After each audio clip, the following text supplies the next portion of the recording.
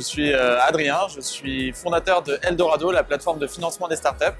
Je suis passionné de l'écosystème de l'innovation et je suis aussi entrepreneur, investisseur et papa de 2 petites filles. En ce moment, on recrute des business développeurs et des client success managers, donc des anglicismes.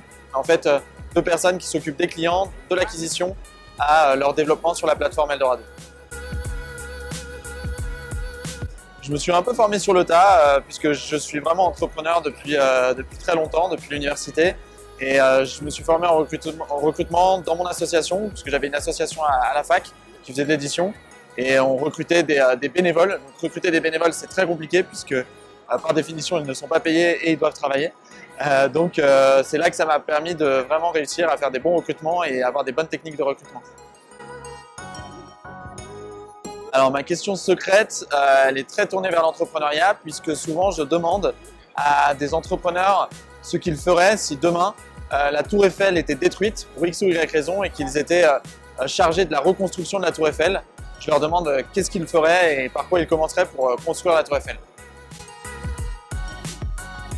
Les réponses des candidats qui pensent un peu tout savoir et qui sont un peu trop présomptueux, et également les candidats qui nous demandent d'accélérer dans les réponses à leur recrutement, puisqu'ils ont soi-disant d'autres opportunités à côté. Ça met un peu la pression sur le recruteur et c'est pas très agréable. Oui, ça arrive de tromper sur un candidat sur 2 sujets principaux. Le premier sur on va dire l'alignement d'intérêts et les valeurs. Et la deuxième raison, c'est un petit peu lié, c'est par rapport aux soft skills, c'est que de comprendre que le candidat n'a pas forcément une personnalité et des compétences douces, entre guillemets, qui permettent à la startup d'accélérer et ne met qu'à disposition de la startup que ce qu'il a appris et pas forcément ce qu'il peut apporter en parallèle.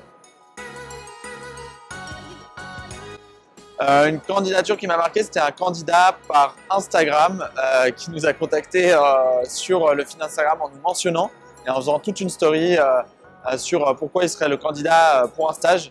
En plus, pour un stage de business développeur.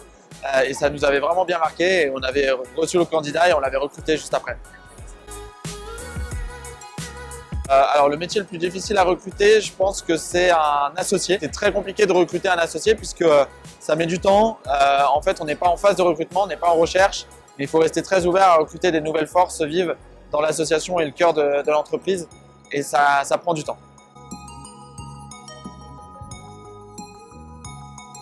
Pas chasseur. Miser sur les soft skills.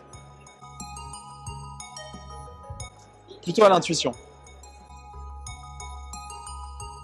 Basket. CV vidéo. Plutôt débrief en fin d'entretien, mais quand même derrière, on vous rappellera parce qu'on a besoin de temps.